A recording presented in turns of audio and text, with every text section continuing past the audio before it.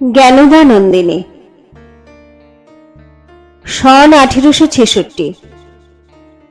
ঠাকুরবাড়ির দেউড়ির সামনে একটি ঘোড়ার গাড়ি এসে থামল। গাড়ির দরজা খুলে মাটিতে নেমে এলো বিলিতি জুতো মোজা পরা সুললিত একটি পা, পরে আরেকটি। পায়ের উপর লুটিয়ে আছে নকশিপাড় মোর্চে রঙা শাড়ির কুঁচি। তারপর মাটিতে নেমে দাঁড়ালেন শাড়ি পরা এক ষোড়শী বিদ্যুৎ লতা। গাড়ি থেকে নেমে হেঁটে হেঁটে তিনি পা বাড়ালেন বাড়ির অন্দরের দিকে। প্রকাশ্য আঙিনায় চাকর বেহারাদের চোখের সামনে মেজ বউ জ্ঞানদানন্দিনীর এই অকুণ্ঠ অলজ্জ আবির্ভাবে জোড়াসাঁকোর অন্দরমহলে সেদিন যেন ভূমিকম্প ঘটে গেল। পুরনো চাকর বাকরেরা এই অনাসৃষ্টি কাণ্ড দেখে ডুকরে কেঁদে উঠল। মানদা দাসী অন্দর থেকে উঁকি ঝুঁকি দিয়ে এমন দৃশ্য দেখে কর্তামাকে খবর দেবার জন্য পড়ি মরি ছুট লাগালো। বেজার মুখে নায়েব গোমস্তা পুরুষেরা দাঁড়িয়ে রইলেন।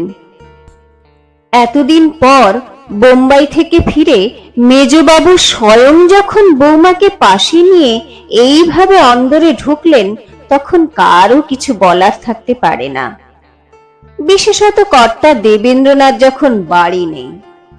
কিন্তু এ হেন সৃষ্টি ছাড়া কাহিনীর জল যে অনেক দূর গড়াবে তাতে কোনো সন্দেহ রইল না কারোরই। ঠাকুরবাড়ির মেজ ছেলে সত্যেন্দ্রনাথ বেশ কৃতী ও মেধাবী। ভারতীয়দের মধ্যে তিনিই প্রথম ইন্ডিয়ান সিভিল সার্ভিস পরীক্ষায় উত্তীর্ণ ICS। নারী প্রগতির বিষয়েও তিনি অতি সক্রিয় চিন্তা ভাবনা করতেন। বিয়ের সময় তখনকার নিয়ম অনুসারে সত্যেন্দ্রের নববধূ জ্ঞানদার বয়স ছিল 7। তার গৌরীদান হয়েছিল। বাপের বাড়িতে সবে তার অক্ষর পরিচয় হয়েছে। নোলক পরা, ঘোমটা টানা, সদ্য স্বাক্ষর সেই বালিকা বধূকে নিয়েই শুরু হলো স্ত্রী স্বাধীনতার জন্য সত্যেন্দ্রের লড়াই। 19 শতকের বউ মেয়েদের বাড়ির 4 দেওয়ালের মধ্যে যেভাবে বন্দি করে রাখা হতো, সত্যেন্দ্র তরুণ বয়স থেকেই তার বিরুদ্ধে প্রতিবাদ শুরু করেন। মা সারদা দেবীকেও তিনি প্রায়ই বলতেন ঘরে বন্দি হয়ে না থেকে বাইরে বেরোতে। রক্ষণশীল সারদা অবশ্য মেজ ছেলের এইসব কথায় গুরুত্ব দেননি, বরং ধমক দিয়ে বলতেন, তুই মেয়েদের নিয়ে মেমেদের মতো গড়ের মাঠে বেড়াতে যাবি নাকি? কি বা এমন দোষ হয় মেয়েরা গড়ের মাঠে গেলে? সত্যেন্দ্র জানতে চান। ঘরের শুচিতা নষ্ট হয়, জানিস না? বাড়ির পুরুষেরাও রাতে শোবার সময় ছাড়া যখন তখন অন্দরে ঢুকতে পারেন না। আর সেই বাড়ির মেয়েরা বেটা ছেলের সঙ্গে বাইরে গিয়ে হাওয়া খাবে, এমন কাণ্ড কেউ কখনো শুনেছে? লোকে ছিছি করবে যে। মা ছেলের এই কথোপকথনের পর অনেক দিন পেরিয়ে গেছে। ইতিমধ্যে মা আরো কট্টর হয়েছেন, ছেলে আরো প্রগতিশীল। সেদিনে সেই লজ্জাবতী মেজ বউ বহু বাধা বিপত্তি পেরিয়ে বেপরোয়া ICS স্বামীর সঙ্গে 2 বছর বোম্বাইতে কাটিয়ে এখন রীতিমতো আলোকিত নারী। কিন্তু সারদা দেবীর গম্ভীর মুখ জ্ঞানদার এই আধা মেম মূর্তিতে আবির্ভাব দেখে আরো অন্ধকার হলো। মেজ ছেলে ও মেজ বউ অন্দরে পৌঁছলে কর্তামা অখুশি মুখে তাদের বরণ করতে এলেন। তাকে ঘিরে ঠাকুরবাড়ির 14-15 জন নানা বয়সের মেয়ে বউ, কিশোরী, বালিকা। তারা গভীর বিস্ময়ে বোম্বাইয়ের জাহাজে চড়া বউ দেখতে থাকে। জ্ঞানদার মনেও হিল্লোল ওঠে তাদের জবুথবু ভাবভঙ্গি, সাজ পোশাকের দিকে তাকিয়ে। এই রূপসী মেয়ে বউদের ব্যক্তিত্ব যেন শাড়ি গয়না স্তূপে চাপা পড়ে আছে। কোনো কিশোরীর পায়ে জড়িয়ে যাচ্ছে যেমন তেমন করে পড়া ভারী বেনারসি, কোনো বধূর সোনার অঙ্গ ঢেকে গেছে সোনার গয়নার নির্লজ্জ ঝমঝমানিতে। কিন্তু শাড়ি গয়নার সম্ভারে তাদের উপচে পড়া যৌবন বাঁধ মানছে না। এই পোশাকে পুরুষের চোখের সামনে সত্যিই বেরোনো যায় না। জ্ঞানদার মনে হলো এজন্যই বোধহয় বাড়ির পুরুষদেরও যখন তখন অন্দরে আসা বারণ। সারদা সুন্দরী দেবী আগের মতোই বিরাট চৌকির উপর তাকিয়ায় হেলান দিয়ে বসেছেন। চন্দন রঙের মিহি মসলিন শাড়ি যেন তার গায়ের রঙে মিশে গেছে। শাশুড়ির মুখের দিকে তাকিয়ে অনেক কষা মিঠে স্মৃতি জ্ঞানদার মনে পড়ে যায়। মনের মতো পোষমানা বউ হতে পারেননি বলে তাকে শাশুড়ির কাছে নাজেহাল হতে হয়েছে বহুবার। বালিকা বয়সে বউ হয়ে আসার পর শাশুড়ি নিজের সামনে বসে তার পরিচর্যা করাতেন। সারদা বসে থাকতেন চৌকিতে, আর তার সামনে দাসীরা বউদের কোষে সর ময়দার রূপটান মাখাতো। শ্যামরাঙা জ্ঞানদার রোগা চেহারা সারদার পছন্দ হয়নি, তাই তাকে রং রূপে ঠাকুরবাড়ির উপযুক্ত করে তোলায় মন দিয়েছিলেন। একবার অন্য বাড়ির কজন মেয়ে বউ দেখা করতে এলো। তাদের রসে বসে চেহারা দেখে সারদা আক্ষেপ করে বললেন, এরা কেমন হৃষ্টপুষ্ট দেখো দেখি, আর তোরা সব যেন বৃষকাষ্ঠ। তারপর কিছুদিন ধরে শুরু হলো জ্ঞানদাকে মোটা করার চেষ্টা। নিজ হাতে ভাত মেখে খাইয়ে দিতে লাগলেন। এক মাথা ঘুমটা পড়া বালিকা বধূ না পারতেন গিলতে না ফেলতে। ভাতের দলা নিয়ে সুন্দর চাপার কলির মতো কর্তামার আঙুলগুলি এগিয়ে আসতো জ্ঞানদার মুখের দিকে, আর বালিকার কেবল মনে হতো কখন মা উঠে যাবেন আর তিনি দালানে গিয়ে বমি করবেন। এ তো গেল তার আদর যত্নের পালা। কিন্তু সত্যেন্দ্রর আইসিএস পরীক্ষা দিতে বিলেত যাওয়াটা বোধহয় মায়ের পছন্দ হয়নি। মেজ ছেলে চলে গেলে কর্তামা কি এক অজানা রাগে মেজ বউ জ্ঞানদার গয়না নিয়ে দুই মেয়েকে বিয়ের উপহার দেন। নিয়ে নেওয়া সব গয়নার জন্য অবশ্য জ্ঞানদা শোক করেন না, কিন্তু বাবা মশাই যখন শুনলেন তিনি মায়ের উপর খুব রাগ করেন, আর জ্ঞানদার জন্য একটি হীরের কণ্ঠি পাঠিয়ে দেন। আসলে চিরদিন অন্তঃপুরবাসিনী সারদা সেখানকার কোনো পরিবর্তন মানতে পারতেন না। জ্ঞানদা যেভাবে অন্দরমহলের রীতিনীতি না মেনে আধুনিকতার আমদানি করছিলেন তা সারদাকে রাগিয়ে তুলত। আর ঘরের বউয়ের জাহাজে পাড়ি দিয়ে বোম্বাই যাত্রা এবং সেই বিদেশ বিভূঁইতে 2 বছর কাটিয়ে আসা যে তিনি কোনো মতেই হজম করতে পারবেন না, সে তো জ্ঞানদা বুঝতেই পারছেন। এবার মায়ের সঙ্গে বসবাস আরো কঠিন হবে। কিন্তু বোম্বাই যাওয়ার অনুমতি পেতেও অনেক কাঠখড় পোড়াতে হয়েছিল তাকে। সত্যেন বিলেত যাওয়ার পর থেকেই স্ত্রীকে ঘরের বাইরে বিশ্বের আলোকিত নারীদের মাঝখানে নিয়ে যেতে চাইতেন। সে যুগে পুরুষেরা কার্যসূত্রে বা ভ্রমণে বাইরে গেলেও স্ত্রীদের সঙ্গে নেয়ার চল ছিল না।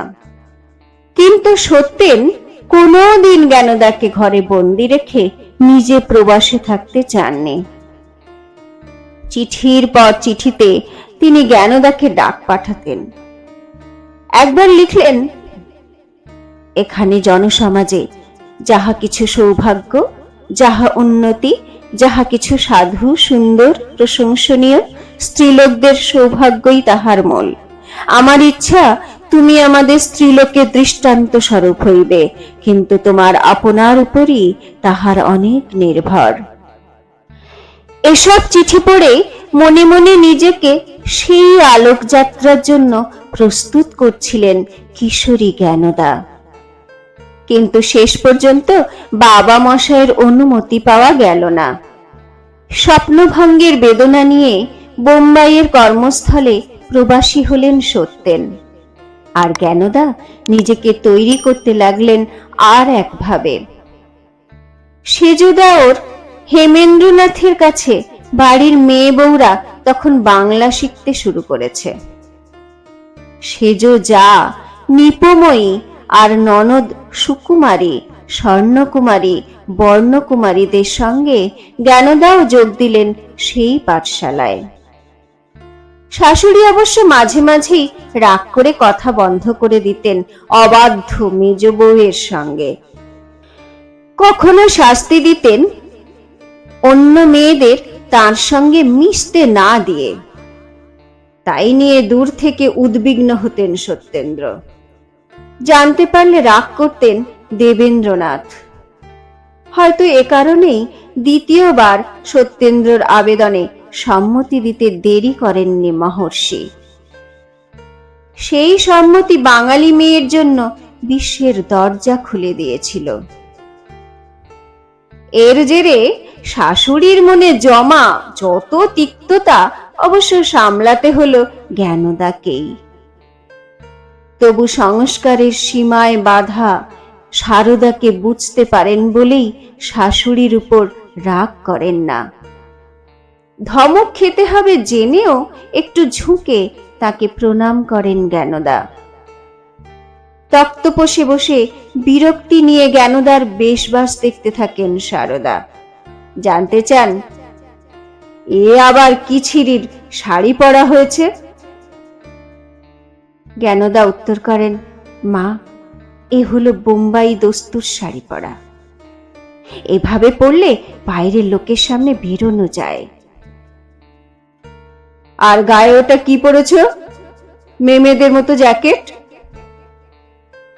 জ্ঞানদার মুখ একটু অপ্রতিভ হয়ে যায়। সত্যেন্দ্র উত্তর দেন, কেন মা, তোমার ভালো লাগছে না দেখতে? এখন অভিজাত ভদ্র স্ত্রীলোকেরা এভাবেই শাড়ি পরে পশ্চিমে। এবার আমাদের মেয়ে বউরাও পরবে। সারদা মুখ ঝামটা দেন, থাক, নিজের বউকে সং সাজাচ্ছ, আবার আমাদের ভালো মানুষ বউ মেয়েদের নিয়ে টানাটানি করতে হবে না। চিরকাল যেভাবে চলে এসেছে তাই চলবে। অন্দরে সুচিতা নষ্ট করতে আমি দেব না। মা ছেলের তর্জা শুনতে শুনতে মেয়েরা মন দিয়ে খুঁটিয়ে দেখতে থাকে মেজ বউয়ের সাজ। মেমেদের মতো ভারী না হলেও জ্যাকেটটি বেশ লেশ বসানো, কায়দা কানুন করা। কোমরে জ্যাকেট যেখানে শেষ আর শাড়ির বাঁধন শুরু, সেখানে উঁকি মারলে পাতলা কাপড়ের সেমিজ দেখা যাচ্ছে। মরচে রং রেশমের শাড়ির ওপর কালো সোনালিতে পার্সি কাজ করা পাড় বসানো। শাড়ি পরার ধরনটি বেশ আলাদা। কোমরে কুচি দিয়ে পেছন দিয়ে ঘুরিয়ে সামনে এনে আঁচলটি বাঁ কাঁধের উপর ব্রোচ দিয়ে আটকানো। পায়ে মোজা ও বিলিতি জুতো। কারো কারো বেশ ভালোই লাগলো। সনাতনপন্থী কেউ কেউ মনে মনে সারদার পক্ষ নিলেন। সারদা আবার ছেলের দিকে তাকিয়ে বলেন, জানি না কি অলক্ষণে কাণ্ড হবে। বউকে গাড়ি চড়ালি, জাহাজ চড়ালি, ভিটে ছাড়া করে বিদেশে নিয়ে রাখলি, নিন্দায় কান পাতা যাবে না। যত জ্বালা তো আমাকেই সইতে হবে। হঠাৎ উঠোন থেকে দালানে ছুটে এসে জ্ঞানদাকে জড়িয়ে ধরে হইচই করে ওঠে এক পশারিনী। ও মেজ বৌঠান, তুমি আজ যে কাণ্ড করে দেখালে, ইতিহাস হয়ে গেল গো। বাঙালি মেয়েরা 100 বছর পরেও তোমায় ধন্য ধন্য করবে। জ্ঞানদা চমকে উঠে বলেন, ও মা, বইমালিনী, তুই কখন এলি? সারদা রাগে লাল হয়ে হাত পাখা ছুঁড়ে মারেন বই অলিকে। যা ভাগ, তোর আর নাটক করতে হবে না। ওসব আদিক্ষেতা করলে দূর দূর করে তাড়িয়ে দেব। ইতিহাস, উফ, কি আমার ইতিহাসের ব্যাখ্যাতা এলেন রে, যা ভাগ। সত্যেন মায়ের গলা জড়িয়ে ধরে বলেন, মা গো, অত রাগ করছো কেন? সত্যি তো এটা ইতিহাস। বাইরে বেরোলে দেখতে মারাঠি মেয়েরা হাবভাব চালচলনে বাঙালিনীদের চেয়ে কত এগিয়ে গেছে। তাদের দেখলে তুমিও বুঝতে।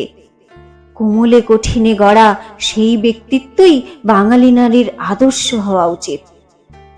মায়ের পাশটিতে চুপ করে বসে থাকা শাড়ি জড়ানো এক বালিকার ঝুঁটি নেড়ে দিয়ে সত্যেন বলেন, আরে বর্ণ, তুই সত্যি করে বলতো, মেজ বৌঠানের মতো করে সাজতে চাস কি চাস না?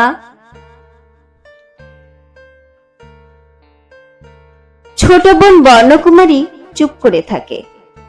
তার আশেপাশের বালিকা কিশোরীরা উসখুস করেও সারদার ভয়ে কিছু বলতে পারে না। তবে প্রাথমিক ধাক্কা কাটিয়ে উঠে তারা একজন দুজন করে জ্ঞানদার কাছে গিয়ে কথাবার্তা শুরু করলো।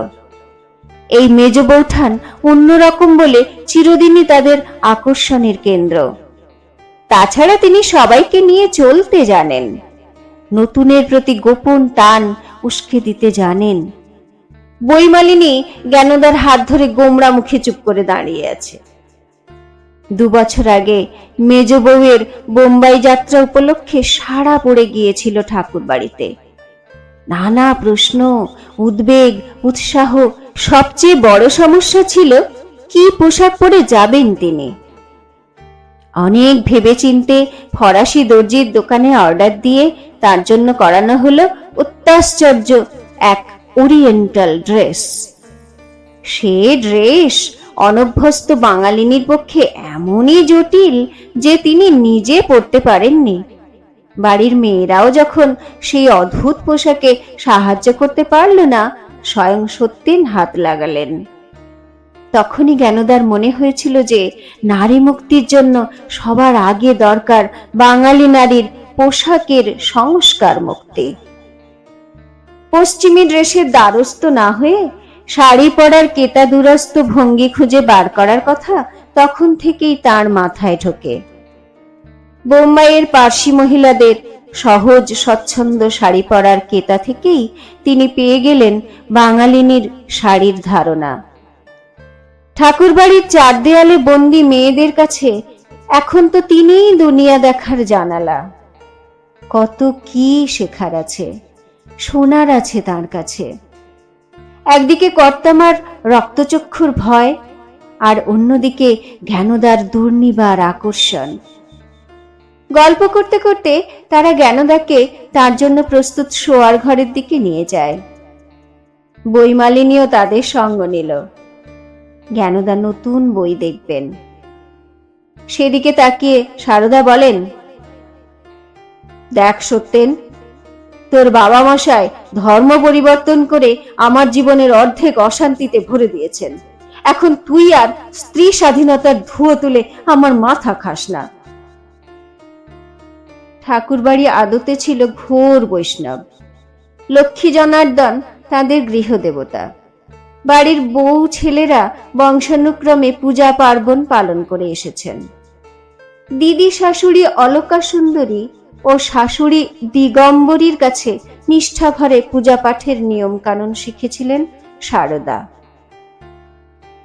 কিন্তু দেবেন্দ্রনাথ যখন হিন্দুয়ানির সব পৌত্তলিকতা বর্জন করে ব্রাহ্ম ধর্মে দীক্ষা নিলেন, তখন শুরু হলো সারদার আত্মিক সংকট। না পারলেন স্বামীর ধর্মকে অস্বীকার করতে, না পারলেন হিন্দুয়ানির সংস্কার বর্জন করতে। অথচ এই টানাপোড়েনে ক্ষতবিক্ষত হলেন সারা জীবন।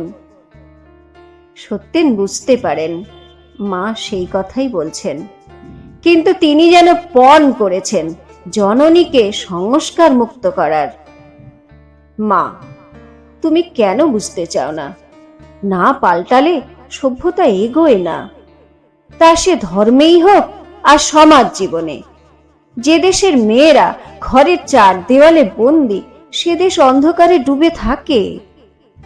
আর যদি শুধু পোশাক সংস্কারের কথা বলো, সে তো বাবা মশাই নিজেই বোনেদের পোশাক নিয়ে কত পরীক্ষা নিরীক্ষা করেছেন।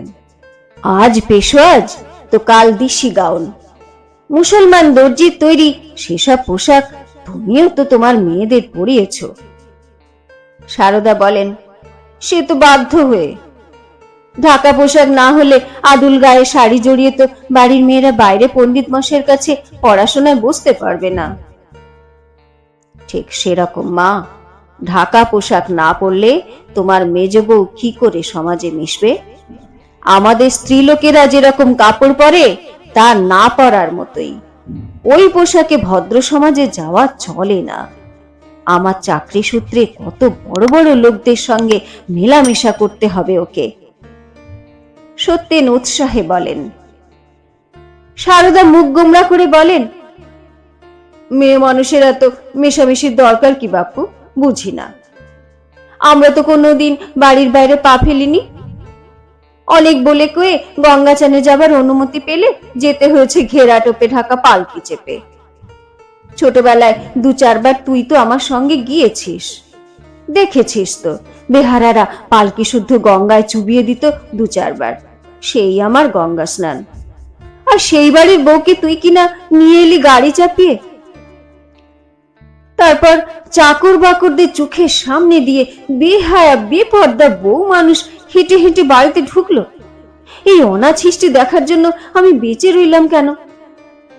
ওহ মা, আমাদের বাড়িতে মুসলমানি পর্দা প্রথা থাকারই বা কি দরকার বলতো? আমাদের মেয়েরা আর কতকাল নবাবী কয়েকখানায় বন্দি থাকবে? সারদা বিরক্ত হন। যা তো এখন, আমাকে আর জ্বালাস না। ঘরে গিয়ে হাত মুখ ধুয়ে একটু কিছু মুখে দে। এত পথ পেরিয়ে যাত্রা করে এসে কোথায় মায়ের সঙ্গে দুটো ভালো মন্দ কথা কইবি তা না, তর্ক জুড়েছিস। যা ঘরে যা। ও মানদা, ওদের ঘরে খাবার পাঠানো হয়েছে কিনা দেখো তো। মানদা দাসী জানায়, খাবার যাচ্ছে কর্তামা। সত্যেন ঘরের দিকে পা বাড়ালে তার চোগা চাপকান পরা দীর্ঘ অবয়বের দিকে তাকিয়ে থাকতে থাকতে মানদার কাছে সারদা জানতে চান, কি রে, যেভাবে বলেছি তাই পাঠানো হলো? হ্যাঁ মা, মানদা জানায়। রূপোর রেকাবিতে নারকেলের মিষ্টি, আনন্দ নাড়ু, লুচি, বেগুন ভাজা সাজিয়ে লেসের ঢাকনা দিয়ে ঢেকে দেওয়া হয়েছে। সঙ্গে পাঠানো হয়েছে রূপোর গেলাসে বরফ দেওয়া তরমুজের শরবত।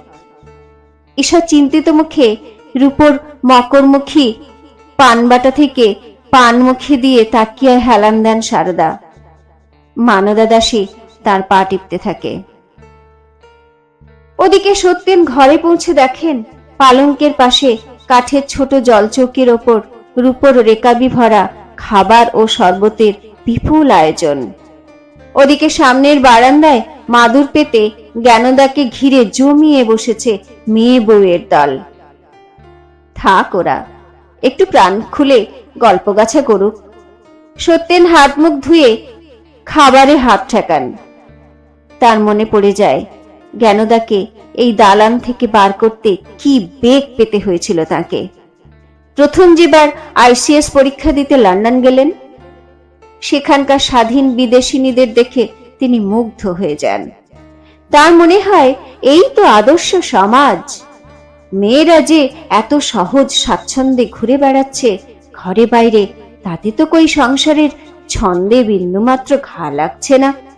বরং শিক্ষিত রুচিশীল সব কাজে পটু এই বিলিতি মেয়েরা যেন পুরুষের যোগ্য সঙ্গিনী হয়ে উঠেছে। আমাদের বাঙালি মেয়েরাই বা কেন এমন হবে না?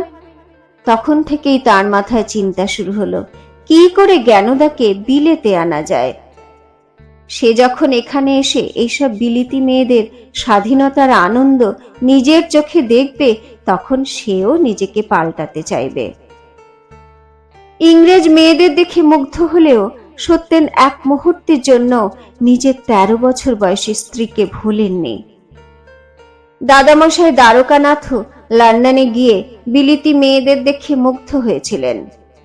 রানী ভিক্টোরিয়ার সঙ্গে মিষ্টি মধুর মেলামেশায় বা টেমসের বুকে বিলাস নৌকো ভাসিয়ে মেমদের সঙ্গে নৌকো বিহারে তিনি জীবনের স্বাদ উপভোগ করেছেন। সে ছিল তার নিজের মুক্তি। ম্লেচ্ছ সংসর্গে ধর্মনাশের আশঙ্কায় স্ত্রী দিগম্বরী তাকে প্রায় ত্যাগ করেছিলেন। বহু ধনসম্পদ, কীর্তি ও মানমর্যাদা সত্ত্বেও স্ত্রীকে তিনি নিজের মতে আনতে পারেননি। রাজকীয় মেজাজের দ্বারকানাথের বেলগাছিয়া ভিলার পার্টিতে সুরা ও মাংসের ফোয়ারা আর মেম সাহেবদের কোমর জড়িয়ে বল ডান্স নিয়ে সেকালে কেচ্ছা কেলেঙ্কারির ছড়া প্রশস্তির বন্যা বয়ে যেত। রূপচাঁদ পক্ষী মশাই ব্যঙ্গ করে ছড়া বেঁধেছিলেন, কি মজা আছে রে লাল জলে জানেন ঠাকুর কোম্পানি, মদের গুণাগুণ আমরা কি জানি, জানেন ঠাকুর কোম্পানি। তবু দ্বারকানাথের থেকেও সত্যেনকে মুগ্ধ করেন দিগম্বরী। জগদ্ধাত্রীর মতো রূপ ছিল তার, কিন্তু সত্যেন জানেন দিদি ঠাকুরানীর তেজও কম ছিল না। তিনি লোকের কথায় আস্থা না রেখে একদিন রাতে পার্টি চলাকালীন ঘেরাটোপের পালকি চেপে সদল বলে হানা দেন বেলগাছিয়া ভিলায়। সেদিনের এক অভিজাত পদ্মানুসীন মহিলার পক্ষে কাজটা ছিল যথেষ্ট বেপরোয়া, অথচ শুরুতে তাদের সম্পর্কটা যথেষ্ট মধুর ছিল। তখন বৈষ্ণব দ্বারকানাথ নিজ হাতে বাড়ির লক্ষ্মী জনার্দনের পূজা করতেন, আর তার যোগ্য সহধর্মিণী ছিলেন রাই কিশোরী দিগম্বরী। ধূপধুনোর আঁচে তার দুধে আলতা মুখে যে অপরূপ ভক্তি ও লাবণ্য ফুটে উঠত, সেদিকে তাকিয়ে মুগ্ধ হতেন রূপের পূজারী দ্বারকানাথ। সে সময় তারা এত গোঁড়া ছিলেন যে বাড়িতে পেঁয়াজ, রসুন, মাছ, মাংস কিছুই ঢুকত না। ব্যবসায় অভাবনীয় সাফল্য আসা শুরু হতে সাহেব মেমদের সঙ্গে মেলামেশার প্রয়োজন বাড়ল দ্বারকানাথের। নবযুগের চিন্তার ছোঁয়ায় আর বাবুয়ানির আকর্ষণে সেই গোঁড়া হিন্দু আইনের প্রতি আস্থা ক্রমশ টলে গেল। বামুন পণ্ডিতেরা জানিয়ে দিলেন দ্বারকার নিজে হাতে পুজো করা আর চলবে না। সাহেবদের সংস্পর্শে তিনি অশুচি হয়েছেন। তারপর দিগম্বরী যা যা করেছেন সবই ইতিহাস।